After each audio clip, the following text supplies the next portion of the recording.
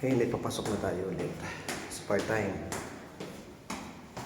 Kailangan natin pumunta sa Fermata. Ito yung aming tinitirahan. Kami nasa second floor.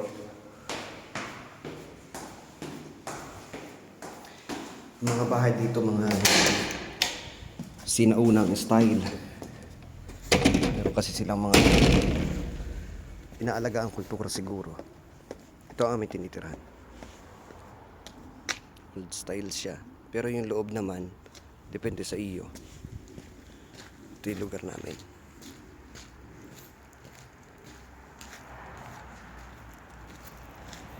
Medyo probinsya nga lang to.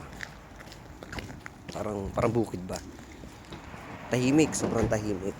Sa bagay, kahit nung nakatira kami dun sa bayan. Yung lugar namin. Malapit lang naman dito yung Fermata. So, lalakarin lang natin. May oras dito ang pagdaan ng bus. Katulad ngayon, ang daan ngayon ay 11:05. So ngayon ang oras ay 10:58. Kailangan natin makarating bago mag 11:05 doon sa Fermata.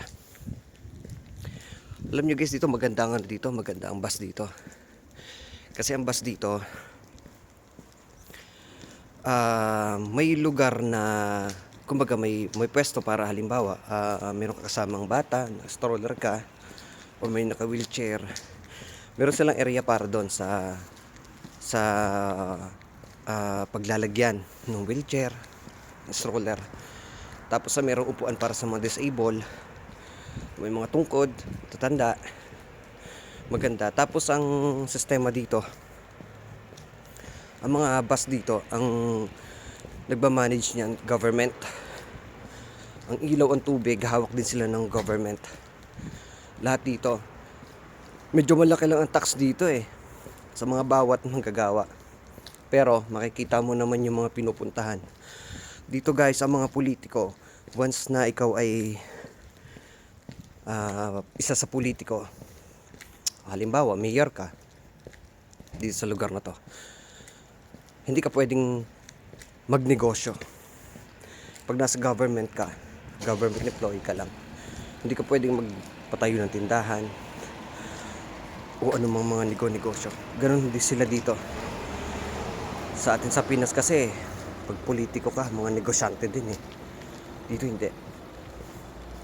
Bawal yun. Halimbawa nga, kapag pulis ka dito, bawal ka rin magnegosyo. Pulis ka talaga lang. Focus ka lang doon. About Fermata dito, mayroon ganito. May nakalagay ko anong number ng bus. Number 11 sa sakyan ko. Dito kasi sa amin, 1 hour kasi ang pagitan ng bus. Unlike sa bayan, every 10 minutes meron kang masasakyan. Kaya dito hindi ka pwede magpahuli.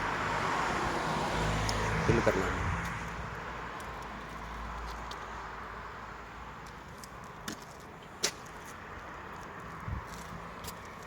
Okay lang din naman dito talaga. Tahimik, makakapag-isip ka. Kaso minsan boring. Antay lang natin yung bus.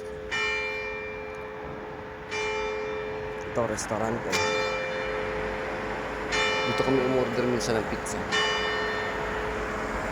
Isang pizza dito sa Italia. May nagtayo ditong pizza galing sa Pinas, Domino's. Pero halos 1 year lang sila, nawala na rin. Mahirap kasi kalabanin ang pizza talaga ng Italia. Masasarap talaga ang mga gawa nila. Kailan natin bukas.